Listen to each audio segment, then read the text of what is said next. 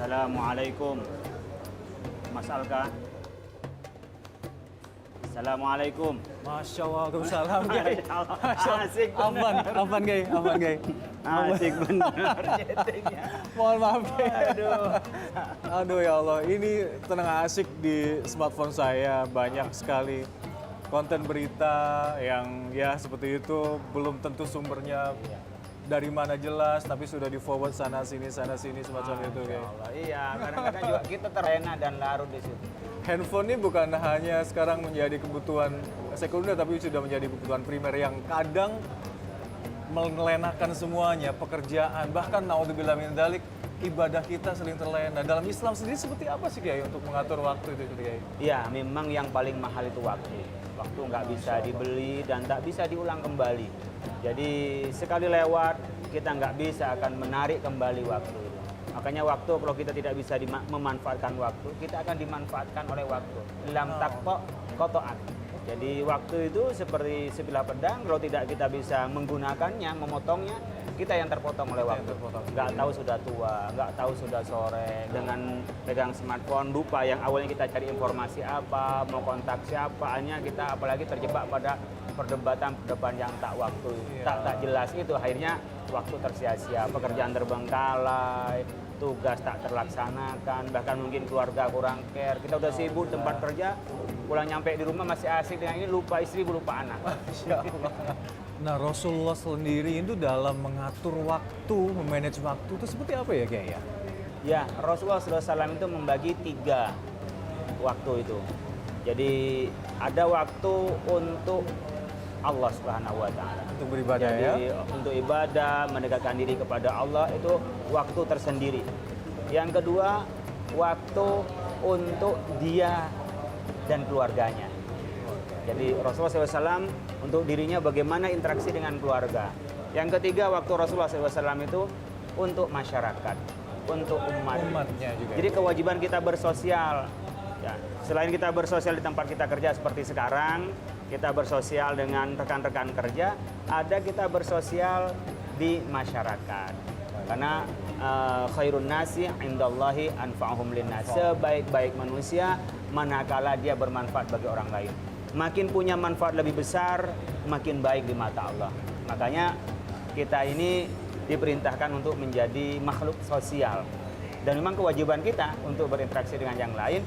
Dan dimanapun kita ada, kita memberikan nilai baik. Termasuk, alhamdulillah ada koneksi melalui smartphone, kita bisa silaturahim, bisa juga menyapa, kita bisa juga komunikasi, bahkan dalam satu grup keluarga, grup teman alumni, teman grup profesi.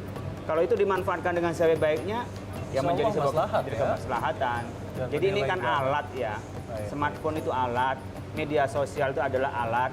Nah, penggunaan alat itu tergantung pada kita. Ketika alat digunakan untuk kebaikan, ia akan jadi baik. Ketika alat digunakan untuk keburukan, ia akan menjadi buruk. Oleh karena itu, Rasulullah SAW itu memesan pada kita, min husni islamil mar'i tarkuhu ma la ya'ni.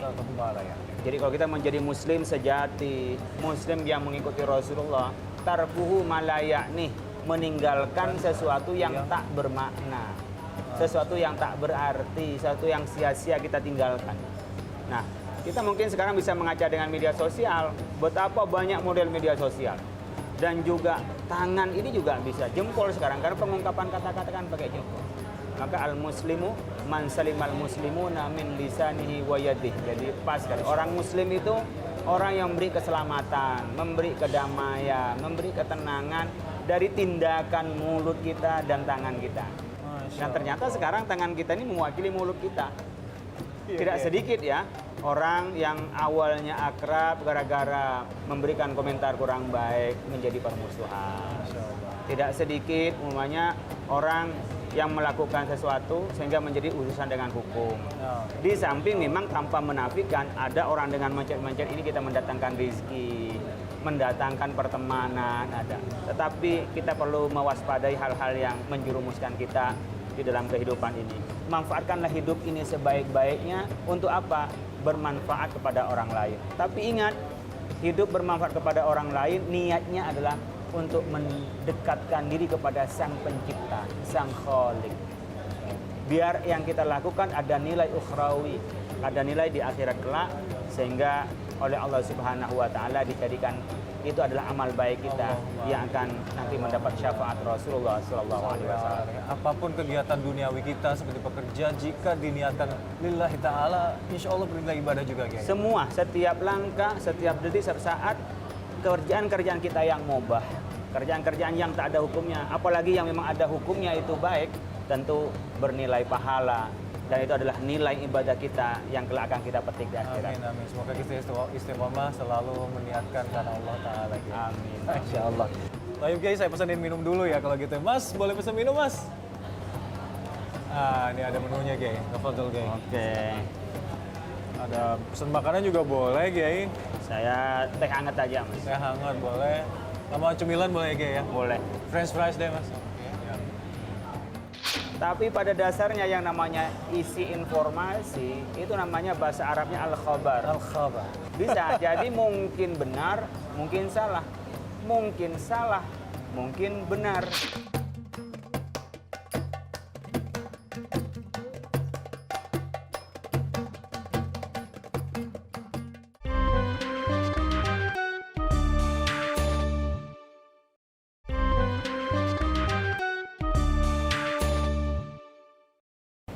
Jadi insya Allah apapun bentuknya smartphone ini tergantung niat kita dong, Kiai. Ya, tergantung niat, tergantung menggunakannya. Ya, itu yang Nah, ini saya Ustaz. Oke. Thank you, Mas. Terima kasih. Nah, Kiai, kita lanjutkan kembali nih tadi konten-konten yang banyak kita jumpai di sini. Harusnya seperti apa kita sebagai seorang muslim menyikapinya? Ya, alhamdulillah ada alat yang memudahkan kita.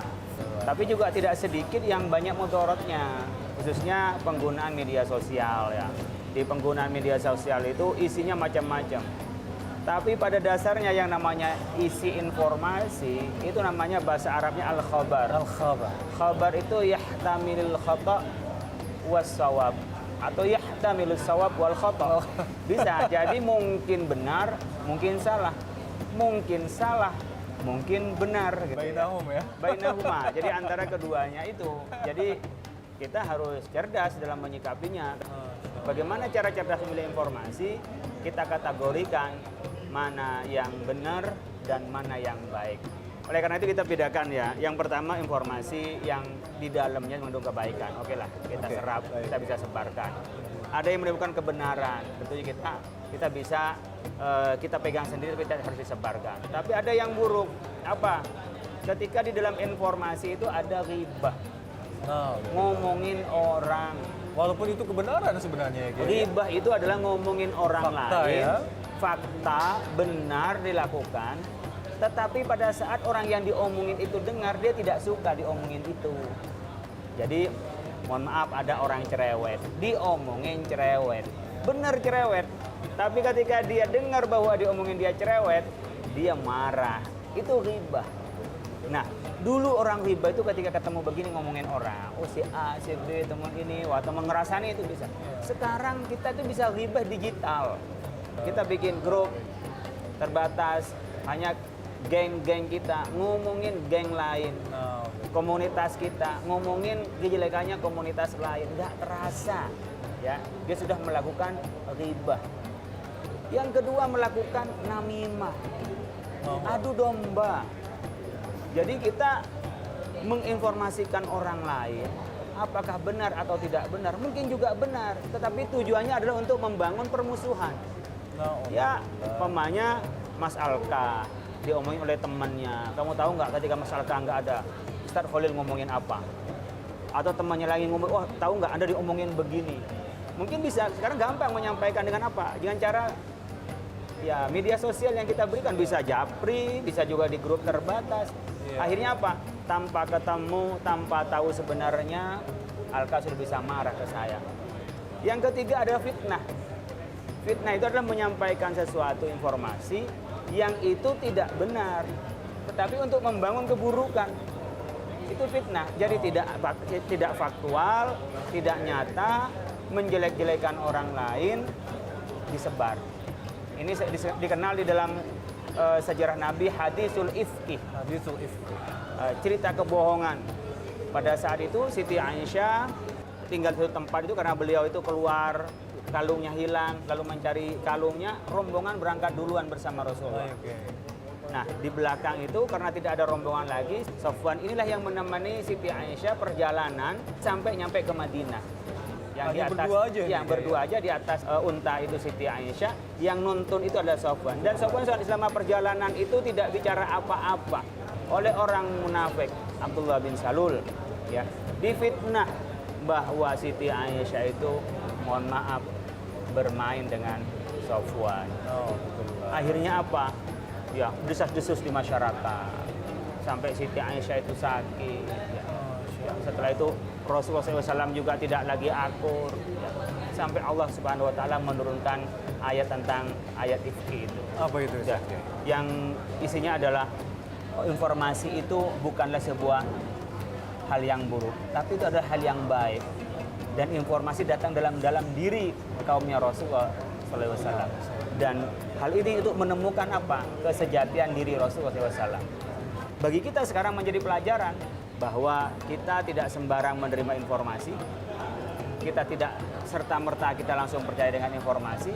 Maka ya ayyuhalladzina amanu in ja'akum fasiqun binaba'in fatabayyanu, ya kan? Kita kalau ada informasi, saya anggap aja setiap informasi di media itu kayak seperti fasik aja kalau nggak jelas asal usulnya.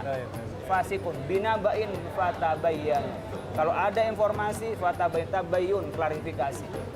Ya kenapa? Antusibu qauman bijahalatin fatusbihu ala ma fa'altum nadimin. Khawatir Anda itu dengan perbuatan Anda, lalu Anda menyakiti orang lain, mencelakakan orang lain.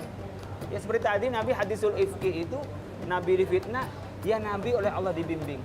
Kalau tidak, dia bisa curiga pada Siti Aisyah, mencerainya. Padahal tidak melakukan apa-apa. Tapi ketika kita tabayun, klarifikasi, menjelaskan, nah ini kenapa? Biar tidak terjadi apa yang kita lakukan menyebabkan kecelakaan orang lain. Setelah itu kita mikir, baru nadimin, baru kita ini nyesel. Ya Allah, ini kita udah bikin masalah karena saya tidak bijak menyikapi informasi itu. Ingat tadi ya, selalu klarifikasi, tabayun lah gitu Ya, ya, biar nggak nyesel nanti di belakang hari. Baik, Kiai. Sambil nikmati, Kiai, sambil gini diminum, tafadhol, Kiai.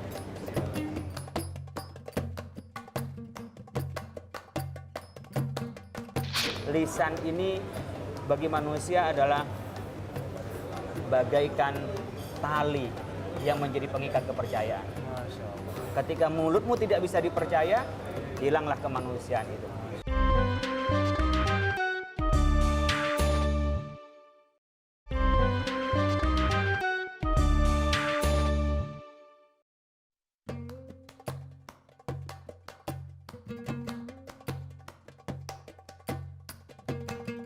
Insya Allah selalu bisa istiqomah ya, Kiai. Amin. Agar tidak terprosok dalam ini, Ya, bisa betul. membelosokkan seseorang juga nih, Kiai. Nah, Kiai, terkait dengan konten-konten di sosial media dan smartphone itu banyak sekali. Ya. Nah, jika kita mendapatkan satu berita, satu informasi, apa yang harus kita lakukan? Ya, Majelis Ulama Indonesia pada tahun 2017 kemarin dalam fatwanya nomor 24 sudah memberikan guidance-nya. Cara bermedia sosial yang cerdas. Disebut dengan fikih med sosial. Masya Allah, fikih media sosial. Jadi memahami di media sosial itu. Maka ketika kita mendapat informasi, itu tadi tabayun. Klarifikasi. Klarifikasinya bagaimana? Pertama, kalau itu dari orang, pastikan benar dari orang ini. Sumbernya dong? Sumbernya dulu. Yang kedua, kalau ini dari lembaga atau dari badan, kita bisa akses sekarang webnya. Kita bisa klarifikasi, ini webnya benar atau tidak. Kadang-kadang sekarang nama web itu dimirip-miripin, kalau yang online-online itu ya. Sehingga informasi itu bisa yang benar. Kalau sudah benar, pastikan ini kebaikan atau tidak untuk disebar. Kalau memang ini tidak menjadi kebaikan meskipun benar, ya ditahan diri sendiri. Banyak perselingkuhan, alhamdulillah. Ini benar, ini ada korupsi. Benar, ini ada penipuan. Tapi apa gunanya saya di-share ini? Ada manfaatnya apa enggak ke orang Untuk lain? meningkatkan kewaspadaan. Kalau untuk masalah silahkan. Oh silahkan waspada, di sini banyak kejahatan. Tapi kalau itu aib orang lain, Aib orang lain, meskipun mohon itu maaf. benar ya. Seperti halnya orang berantem suami istri, kan benar. Baik. Kita mendengar tetangga, tapi diceritakan sama orang lain. Masya Allah. Umpamanya sekarang bisa kan direkam, divideokan, lalu diviralkan. Nah, itu kira-kira manfaatnya apa? Kebaikannya apa? Kalau nggak ada kebaikannya, jangan disebarkan. Cukup pengetahuan diri sendiri saja. Jadi yang disebarkan adalah kebaikan. Kalau sudah kita sebarkan untuk kebaikan, pastikan Anda itu tanggung jawab terhadap apa yang disebarkan. Jangan sampai kita menyebarkan, saya nggak tahu saya dapatnya dari sana. Saya nggak tahu saya bacanya di sini. Apa isinya? Saya baca judulnya aja disebar. Nah, tidak heran sekarang Undang-Undang ITE mengatur bahkan yang ikut memforward menyebarkan itu juga bisa dijerat dalam Undang-Undang ITE. Ya, karena yang menyebarkan itu hampir sama dengan dia yang bawa. Kalau yang nyebarin tokoh, maka di masyarakat kan pasti, oh saya dengar dari bapak ini. Oh saya dengar dari orang yang dipercaya ini, apalagi orang yang berpengaruh di masyarakat. Saya mendapat informasi dari bapak ini bahwa begini. Apalagi yang memprovokasi masyarakat, nanti akan ada tawuran, nanti akan ada kerusuhan. Orang kan jadi takut. Dan itu konsekuensinya besar loh. Konsekuensinya besar. Oleh karena itu, kita pastikan bahwa yang kita keluarkan, kita tanggung jawab dari apa yang kita lakukan. Maka nanti sama dengan di depan Allah Subhanahu wa taala, al-yauma nakhtimu ala afwahihim wa tukallimuna aydihim wa tashhadu arjuluhum bima kanu yaksibun. Nanti itu kita akan dimintai pertanggungjawaban oleh Allah. Apa? Dengan apa yang kita lakukan. Tangan kita yang kita kerjakan. Yang menjadi saksi adalah kaki-kaki kita. Bima kanu yaksibun, dengan apa yang kita lakukan. Kalau di dalam Islam kan bisa dikatakan, dengan mulut ini kita dekat kepada Allah. Dengan mulut ini kita bisa kufur, bahkan bisa syirik. Dengan syahadat, asyhadu an la ilaha illallah wa asyhadu anna muhammadar rasulullah, orang masuk Islam. Tapi dengan cara ingkar mulutnya kepada Allah, dia sudah keluar dari Islam. Dari mana? Mulutnya. Makanya iman itu nggak cukup di hati, tapi iqrarun bil lisani, tasdikun bil qalbi, wa iqrarun bil lisani, wa amalun bil jawarih. Jadi iman itu dari hati, ada ikrar. Dengan zikir, semua kebaikan akan kita dapat dengan zikir. Semua yang kita harapkan, insya Allah akan diberikan oleh Allah dengan kita zikir kepada Allah. Tapi coba dengan kita menyatakan sesuatu yang jauh dari Allah, kita akan menjadi musuh Allah. Jadi lisan ini bagi manusia adalah bagaikan tali yang menjadi pengikat kepercayaan. Ketika mulutmu tidak bisa dipercaya, hilanglah kemanusiaan itu. Oleh karena itu, kita di era media sosial, jadikanlah media sosial yang kita miliki ini bagaikan diri kita yang hadir. Kadang-kadang kita buka media sosial karena merasa tidak ketemu langsung, tidak melihat wajahnya, enak saja berkomentar. Karena dia tidak ada beban psikologis. Berbeda ketika kita berhadapan gini langsung kan beda, ada beban psikologis. Oleh karena itu, ketika kita bermedia sosial, anggap diri kita yang hadir. Kalau kita berbohong di situ, saya yang hadir. Kalau di situ kita riba, bagaikan kita yang hadir riba. Kalau namimah, kalau fitnah, oleh karena itu kita jaga. Dan kebenaran dan kejujuran itulah yang menjadi integritas seseorang. Untuk dipercaya atau malah sebaliknya. Ketika tidak ada integritasnya, dia menjadi tidak dipercaya. Intinya tadi ya, jaga lisan, jaga jempol, dan selalu berpikir berkali-kali lipat untuk bila men-share maslahat atau mudarat ini. Ya. Selesai dari soal benar tidak benarnya, tapi sudah maslahat atau tidak maslahat kalau kita mau share. Sekian jajalan, guys. Sambil minum lagi, guys. Alhamdulillah. Sekali makan kentang apa-apa nih. Gorengan, guys.